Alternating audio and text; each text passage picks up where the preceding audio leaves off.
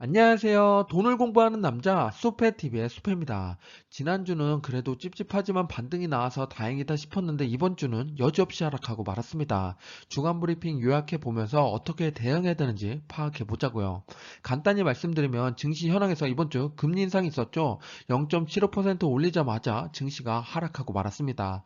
투자 방향을 봤더니 중국은 혼자 상승이 나왔고 미국은 레버리지 투자가 강하게 일어나고 있습니다. 그리고 이슈를 봤더니 이번 주 약세장에 진입을 했죠. 과거의 약세장에는 어떤 일이 있었고 우리가 지금부터 어떻게 준비해야 되는지 한번 파악해 보자고요. 시작 전에 이런 영상을 계속 받아보고 싶으시다면 구독과 좋아요 그리고 따뜻한 공유 부탁드립니다.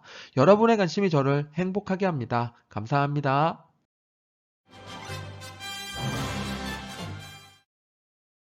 첫 번째로 증시 현황부터 보겠습니다. 글로벌 미국 섹터 ETF 순으로 점검해 볼게요. 이번 주 글로벌 증시를 보면 대부분의 국가에서 하락이 나왔습니다. 그런데 오른쪽 위에 보면 혼자 초록색을 나타내고 있죠. 중국입니다. 중국은 알리바바는 마이너스 6.9%인데 보면 JD.com은 6% 상승이 나왔고 오른쪽에 가면 니오가 14% 올랐습니다. 샤오퐁도 올랐죠. 9% 올랐는데요. 중국의 전기차 분야가 이렇게 상승하고 있습니다. 모두 다 하락할 때 이렇게 올라가는 국가 그리고 거기에 대한 섹터 우리는 관심을 가져야겠죠. 전기차는 앞으로 확장할 수밖에 없기 때문에 이렇게 하락하는 국면에서도 상승이 나오기도 합니다.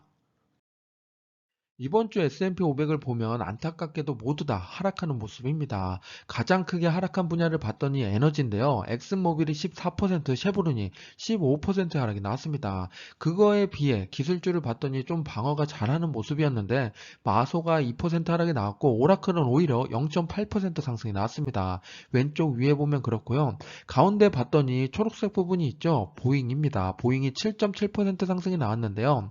그 이유를 봤더니 중국에서 737 항공기 운항을 다시 시작했다고 합니다. 원래는 2018년도 19년도에 737이 연쇄 추락이 있는 이후에 이걸 중단했다가 이번에 다시 시작하니까 보잉에서 호재로 작용되면서 급등이 나왔습니다. 제가 좋아하는 기업의 바로 밑을 보겠습니다. 대부분의 기업들이 또 하락을 면치 못했는데요. 그 중에서도 좀 눈에 들어오는 건 애플이 3% 하락이 나왔고 고점 대비 하락률 28%가 됐습니다. ASML도 보면 6% 하락이 나왔는데요. 고점 대비 하락률 47%입니다. 조금만 더 빠지면 거의 50% 반타작이 나려고 하는데 이재용 회장이 지금 삼성전자에서 넘어갔죠. ASML한테 자기한테 장비를 달라 할 정도로 ASML은 수요가 어느 정도 차 있는 상태입니다. 그래서 이런 기업들은 나중에 반등을 해도 시원하게 할 수 있으니까 지켜보는 게 좋습니다. 그리고 그 밑으로 보면 SCHD, 제가 좋아하는 배당 성장 ETF죠. 오랜만에 가장 큰 폭으로 하락이 나왔습니다. 5% 하락하면서 고점 대비 하락률 14.8%가 됐습니다. 이번 주 섹터별 현황을 보겠습니다. 금요일만 놓고 보면 지금 4개의 섹터가 크게 상승하는 모습이었죠. 1.3에서 1.7% 상승이 나왔습니다. 경기 순환이랑 리츠 그리고 커뮤니케이션, 기술 분야가 올라갔고 일주일을 놓고 보면 모두 다 하락하는 모습이었는데 그나마 덜 빠진 거 보면 경기 방어주랑 헬스케어였습니다. 두 번째로 ETF 바로미터랑 순매수 기업을 보면서 투자 현황을 살펴보겠습니다. ETF 바로미터 주요 현황을 보겠습니다. 왼쪽에 있는 섹터를 보면 에너지가 가장 많이 빠졌죠. 16% 하락하면서 고점 대비 하락률 21%가 됐습니다. 주요 지수를 보면 미국 전체 시장이 어느 정도 빠졌나 보면 5% 하락이 나왔고요. 그 5%보다 더 빠진 거는 성장이 아니라 가치주였습니다. 그 중에서도 중형 가치주의 하락이 컸고 그렇기 때문에 배당주의 하락이 컸는데요. 고배당 ETF인 SPYD 8% 하락하면서 고점 대비 하락률 15%까지 떨어졌습니다. 레버리지 상품은 오르락 내리락 반복하면서 FNGO가 3% 하락으로 마감을 했습니다. ETF 바로미터 테마형을 보겠습니다. 반도체를 먼저 보면 6% 하락이 나왔고요. 사이버 보안도 4% 하락이 나왔습니다. 이렇게 테마도 모두 같이 하락하고 있는데 유지하거나 상승하는 ETF 우리가 관심을 가져야 된다 했죠. 탄소 중립 중에서 이번 주 LIT는 보합을 유지했습니다. 그래서 고점 대비 하락률 25% 유지했는데요. LIT는 전기차 관련된 배터리 회사에 투자하는 ETF죠. 중국 전기차가 꾸준히 올라가고 있는데 그 상승 모멘텀 때문에 여기도 보합을 유지하고 있습니다. 그리고 오른쪽으로 넘으면 리츠도 오랜만에 큰 폭으로 떨어졌는데 VNQ가 4% 하락이 나왔습니다. ETF 발음이 더 기업편을 볼게요. 왼쪽에 있는 두 개는 성장이고 오른쪽은 배당입니다. 성장 중에서 고점 대비 하락률이 큰 친구를 보면 메타 플랫폼이랑 테슬라, 엔비디아입니다. 엔비디아랑 메타 플랫폼은 벌써 50%가 넘었죠. 테슬라도 47.7%까지 내려온 상태입니다. 그리고 오른쪽으로 넘어와서 배당 성장 기업들을 보면 시스코 시스템이 고점 대비 하락률이 32%고 홈디포랑 JP 모건도 34, 35%까지 내려왔습니다. 순매수 탑5를 보겠습니다. 1위부터 5위까지 보고 계시는데요. 이번 주 1위는 TQQQ입니다. 1,900억 원의 순매수가 들어왔는데요. 정말 강한 매집이죠. 그리고 두 번째를 봤더니 SOXL, 이것도 반도체 세배 레버리지 상품인데 1, 2위가 레버리지 상품입니다. 그만큼 지금 거의 저점이다 생각하고 사람들이 강하게 매집을 하고 있는데요. 우리가 이런 투자를 할 때 정말 조심해야 될 것 중에 하나가 내 전체 계좌 비중 중에 레버리지 상품이 10%가 넘지 않아야 됩니다. 이게 20%, 30% 넘게 되면 내 계좌를 막 좌우 왔다 갔다 움직이게 만들어내니까 이런 ETF 상품은 정말 소량으로만 접근해 보시기 바랍니다.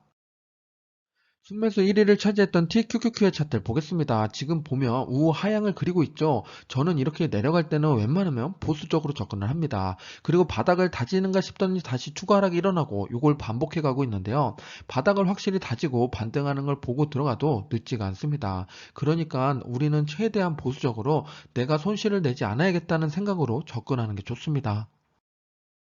두 번째로 테슬라 차트를 가지고 왔습니다. 중국에서는 전기차가 올라가고 있는데 테슬라는 하락하고 있죠. 그리고 그 바닥을 두 번째 찍고 있습니다. 정말 중요한 순간까지 내려왔는데 650달러에서 더 내려가는지 혹은 올라가는지 조금 더 지켜보고 투자하는 걸 권장드립니다.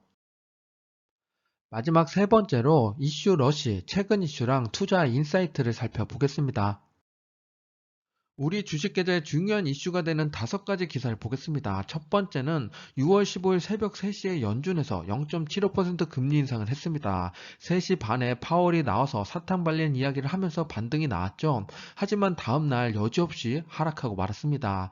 28년 만에 자이언트 스텝이 나왔고 앞으로도 큰 폭의 금리 인상이 있을 예정이니까 조심해야겠습니다. 두 번째는 테슬라가 미국에서 자동차 가격을 770만 원 인상했다고 합니다. 한 대당 가격인데요. 이렇게 소비자에게 인플레이션을 고스란히 전달하는 기업, 소비자 입장에서는 좋지 않지만 투자자 입장에서는 좋은 건데요. 그럼 우리는 당연히 소비자가 아니라 투자자가 되어야겠죠. 세 번째는 글로벌 증시는 폭락하고 있는데 중국 증시는 살아나고 있습니다. 외국인 자금이 몰려오고 있다는데요. 중국이 세계 시장의 선행 지표라고도 이야기하죠. 그동안 미국이 상승할 때 중국은 힘들었습니다. 그리고 나서 지금 상승하기 시작하고 있는데 글로벌 증시도 이를 쫓아갈 가능성이 높습니다. 하지만 시간적 공백이 있을 예정이니까 참고해 주세요. 그리고 네 번째를 보면 마스터카드 이야기인데요.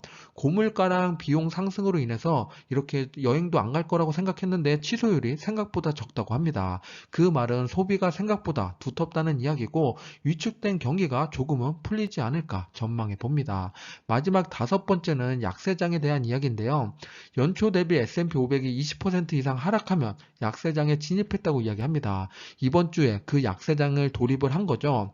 2차 대전 이후에 13번의 약세장이 있었다고 하는데요. 관련된 내용 자세히 파헤쳐 보겠습니다. 과거 80년 동안 13번의 약세장이 있었고 지금 9번째로 긴 약세장을 기록하고 있습니다. 13일까지는 21.8% 하락이라고 하지만 금요일까지 계산해봤더니 23%입니다. 하락폭이 좀 더 커진 상태죠. 그리고 데이수를 보더라도 거의 1년 동안 약세장이 유지됐다고 합니다. 그러면 지금부터 어느 정도 더 볼륨을 가지고 생각해 볼 필요가 있는데 추가로 우리가 봐야 될 건 금리랑 인플레이션입니다. 그 데이터를 뒤에서 한번 볼게요. 앞에서 13번의 약세장이 왔다고 말씀을 드렸는데요. 각각의 상황, 케이스가 다 다릅니다. 지금은 인플레이션이랑 금리 인상으로 인해서 주가가 많이 떨어졌죠. 그래서 채권이랑 주식시장을 볼 필요가 있는데요. 왼쪽에 채권 시장을 보면 연초부터 얼마나 떨어졌나 봤더니 20년 만기 채권이 34%나 내려왔습니다. 주식시장도 많이 떨어졌는데 가장 많이 떨어진 나스닥백이 32% 하락입니다. 그런데 우리가 보통 생각하기는 채권보다 주식시장이 더 등락폭이 크다라고 생각하는데 지금 채권이 더 큰 폭으로 하락이 떨어졌죠. 그렇기 때문에 우리는 조금 더 다른 시각으로 바라볼 필요가 있습니다. 금리를 조금 더 자세히 볼게요. 연초보다 지금 금리가 얼마나 올랐나 체크해 봤는데 정말 큰 폭으로 상승이 일어났습니다. 그동안의 저금리 기조에서 벗어났고 인플레이션은 금리보다 훨씬 높게 상승했습니다. 아주 짧은 시간 정말 엄청난 일이 벌어지고 있는 건데요.